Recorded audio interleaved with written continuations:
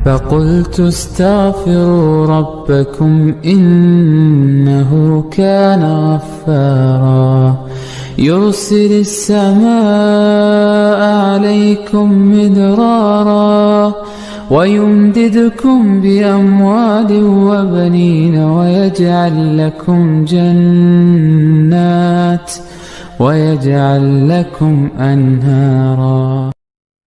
Saya sebutkan di sini bagaimana pengobatan atau penanganan kalau orang ingin dia selamat dari gangguan sihir.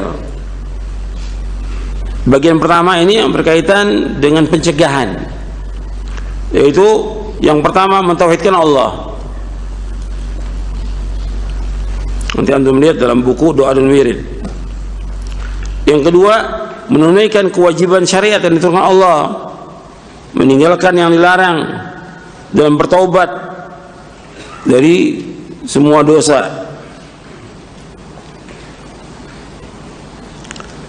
Yang ketiga, memperbanyak membaca Al-Quran.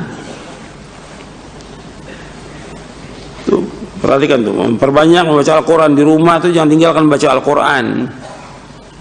Minimal 1 juz, kalau bisa 2 juz.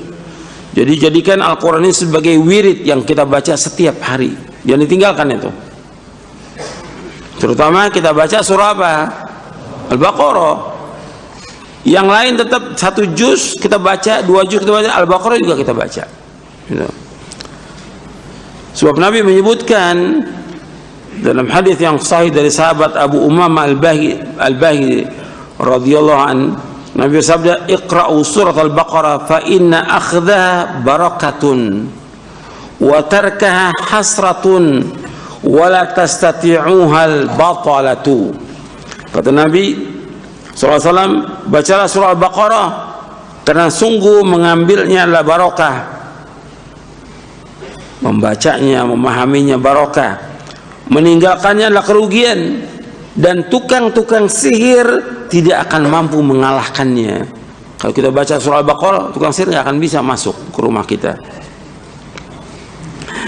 Ini hadis sahih riwayat Muslim dari sahabat Abu Umamah Al-Bahili.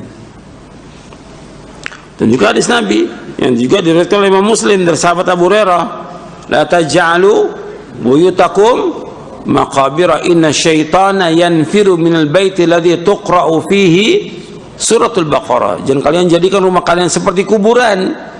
Sesungguhnya setan lari dari rumah yang dibacakan surah Al-Baqarah. Hadis ini sahih riwayat Muslim dari sahabat Abu Hurairah radhiyallahu anhu. Kemudian kita baca lagi yang keempat. Jadi yang pertama mentaati Allah, yang kedua menunaikan kewajiban, menjauhkan larangan, yang ketiga memperbanyak membaca Al-Qur'an, yang keempat melindungi dan membentengi diri dengan membaca zikir-zikir dan juga doa-doa perlindungan yang disyariatkan, seperti membaca la ilaha illallah wahdahu la syarikalah lahul mulku wal hamdu wa huwa ala kulli syai'in qadir 100 kali, atau boleh juga 100 kali di pagi hari, 100 kali di sore hari. La ilaha illallah wahdahu la syarikalah lahul mulku wal hamdu wa huwa ala kulli syai'in qadir. Di sini sahih Bukhari dan Muslim dari sahabat Abu Hurairah. Jadi kita baca itu la ilaha illallah wahdahu la syarikalah lahul mulku wal hamdu wa huwa ala kulli syai'in qadir. Tiada ilah yang berhak diibadahi dengan benar melainkan hanya Allah semata. Tidak ada sekutu bagi Allah, milik Allah seluruh kerajaan dan hanya bagi Allah segala pujian, dan Allah Maha berkuasa atas segala sesuatu. Kemudian juga di samping itu kita baca zikir pagi dan sore, jangan tinggal tuh zikir pagi sore. Antum baca, istri antum baca, anak antum juga baca setiap hari, ajarkan itu setiap hari. Zikir pagi dan sore jangan tinggalkan itu. Udah zikir-zikir yang lain juga dibaca. Zikir ketika mau tidur, bangun tidur, ketika masuk WC, keluar WC dan yang lainnya, itu baca zikir-zikir itu dan yang lainnya. Karena zikir itu akan melindungi seorang mukmin dari gangguan syaitan. Kemudian yang kelima yaitu memakan 7 kurma ajwa di pagi hari, berdasarkan sabda Nabi sallallahu alaihi wasallam, man istabaha bi 7 tamaratin ajwatan lam yadurruhu dhalikal yaum summun wala sihrun. Kata Nabi SAW, barang siapa yang di pagi hari makan 7 buah kurma ajwa, yang sering orang sebut dengan kurma Nabi, maka dia tidak akan terkena racun dan tidak juga terkena sihir pada hari itu. Hadis ini sahih, diriwayatkan oleh Imam Bukhari dan juga Muslim dari sahabat Sa'ad bin Abi Waqqas radhiyallahu anhu. Jadi Nabi menyebutkan 7, man istabaha bi 7 tamaratin ajwatan lam yadurruhu dhalikal yauma summun wala sihr.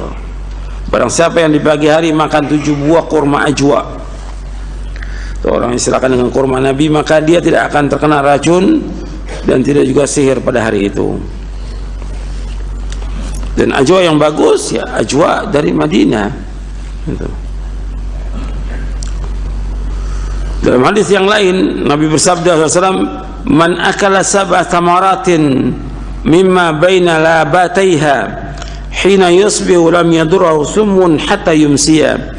Barang siapa yang makan 7 buah kurma yang ada di antara 2 tanah bebatuan hitam di Madinah pada pagi hari, maka dia tidak akan dicelakakan oleh racun sampai sore hari. Hadis ini sahih riwayat Muslim dari Sa'ad bin Abi Waqqas. Ini bagian pertama, artinya kita perlindungan ini dengan banyak berzikir kepada Allah Ta'ala.